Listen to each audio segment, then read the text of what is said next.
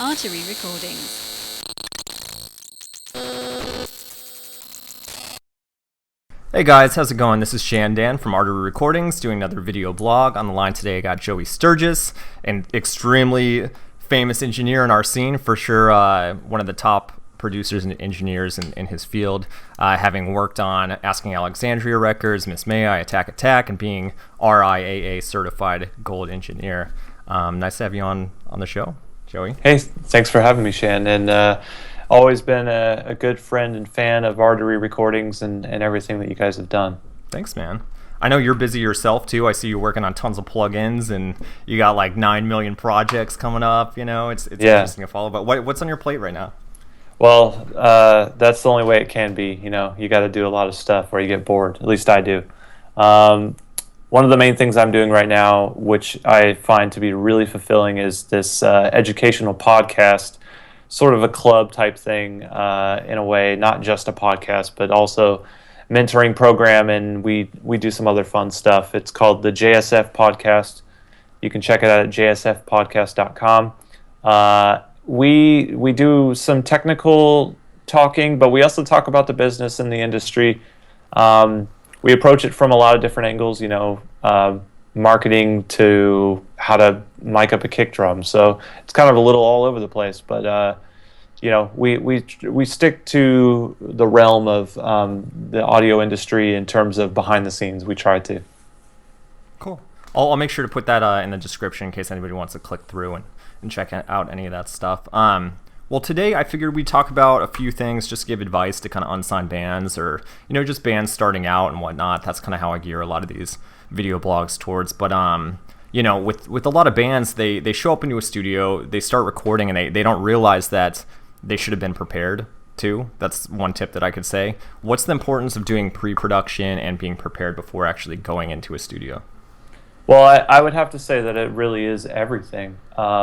If you don't exactly know what direction you want to take your record, you don't know how you want to take your sound, like let's talk about like our scene, for example. If you don't know how heavy you want to sound or how light you want to be or how melodic, like those kind of things kind of need to be a part of your identity before you even start, because how can a producer even start to, like, let's say you decide you want to be melodic. How can the producer say, well, here's one way that you could be more melodic but still fresh and not really go down a narrow avenue, if you haven't already made that decision. So for me, I find it to be annoying if the band themselves aren't even on the same page of what they want to accomplish. Like that kind of has to be step one. And then this is the most obvious thing, but step two is to have songs. There's actually a lot of situations where a band will go in the studio and not have songs prepared. Now, if you look at the industry from a big picture, and you look at people like Taylor Swift, and they go into the studio and they work with Max Martin and they sit there and they write songs. That's not really the same thing, though, as like an independent band who only has 30 days to do an entire album. You can't just walk into the studio and be like, oh, we want to co-write songs and stuff. That has to be something that's sort of set up ahead of time, and you know, there's also a different way of compensating for that type of work. It's not just fee-based, it's kind of royalty-based, and I find a lot of people just not being educated enough about how that works, and also not knowing that it's kind of abnormal to go into the studio and not have songs prepared. So I really hope that anyone watching this video will kind of educate themselves to know, you know, the producer's job really is to come into your scenario, kind of become a temporary band member who will assist you in accomplishing your goal, but you already have to have a goal in mind. I mean, a lot of bands that we deal with, you know, on an industry side as well, they have like a basic recording rig, you know, something you wouldn't want to put out a actual album with, but something enough, you know, to actually track guitars, you know, even using like, you know, drum software like Easy Drummer or something, just getting the rudimentary basic songs kind of worked out and just recorded from intro to choruses, verses, and then having an understanding and then presenting it to somebody like you is a lot more productive than them just showing up and being like, hey, write our songs, correct? Yeah, and thankfully, there has been a little bit of a shift in the last 3 years that I've seen, where a lot of people are getting a little bit more tech savvy and they can handle the basic demo process, where that wasn't really true 3 years ago. But it's almost a necessity now, and in some cases, I actually require the band to have demos sent to me via email before I even start to talk about working on the project, because I kind of want to know what I'm getting myself into, and I don't want to be surprised. I don't think that I can do my job very well if I don't really know what direction the band is going in, and if they have a goal that I feel they're even capable of achieving. If you set your goal too high or too abstract, now that's kind of counterproductive and not really a good place to be putting a producer. Oh yeah, absolutely.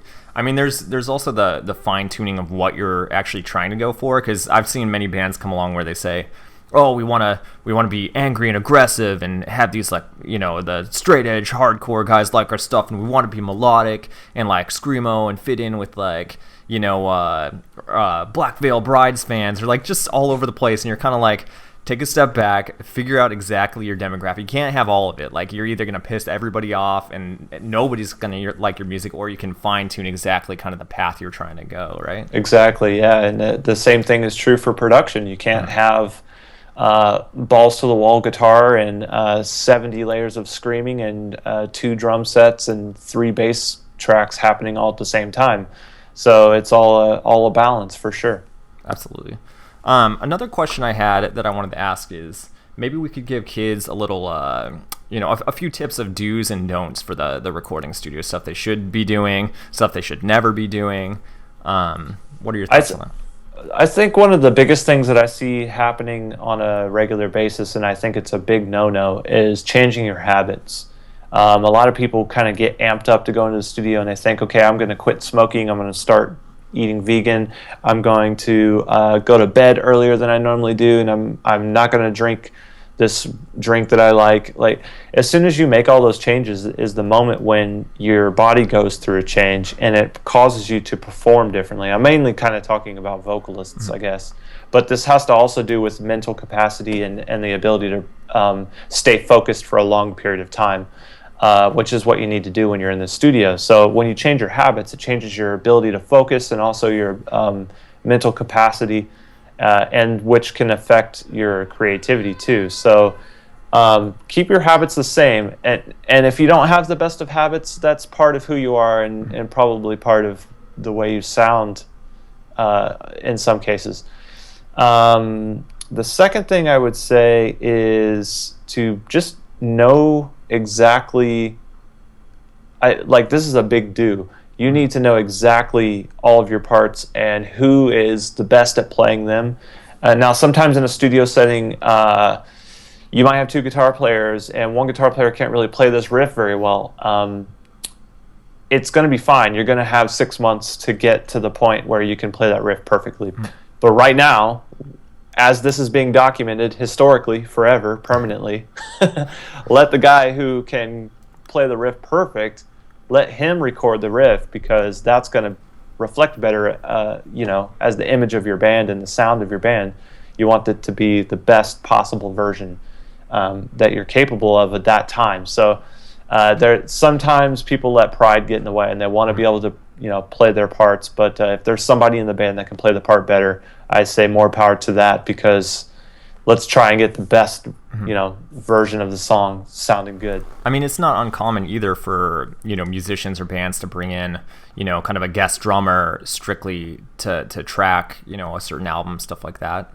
It depends on sort of the writing process. I have seen some people write in an interesting way that allows them to get great songs, but isn't necessarily the best way for the drummer to be able to perform them, immediately, and he has to take time for them to learn everything, and so in some cases that scenario is fine. Not for everyone though. So some bands definitely want to have their drummer play the parts because maybe he plays drums in a certain way, and that sort of seems to get lost now in the world of drum software, where you can have a virtual drummer that can do anything. But there's definitely situations where I would prefer to have a human doing it, because it'll have an interesting quality to it that you can't achieve with the drum software. It's very quantized too, you know, with a lot of the drum software. You can tell it's so mechanical. I mean, sometimes that's normal. People are used to more of a mechanical, like death metal type thing, and other times you can tell and it's kind of fabricated. You know, you lose that depth of emotion. I don't know. Anyways, I feel that way. Yeah, no, that's definitely true, and that's something that not just in audio. I mean, you know, we talk about photoshopping models and on magazine covers all the time. Like, this is a whole new realm of, you know, we have all these tools that allow us to do pretty much anything we want now, and so now we have to kind of find the balance of, like, well, how far is too far? Absolutely.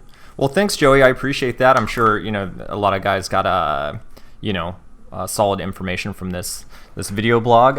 If you guys want, you can follow all of Joey Sturgis's many accomplishments and current projects. We'll list some stuff in the description below this video. If you could, please subscribe up here. We'll have a link, and please leave any comments, you know, or concerns if you have any comments or questions about anything related to the music industry. But thanks for being on, Joey.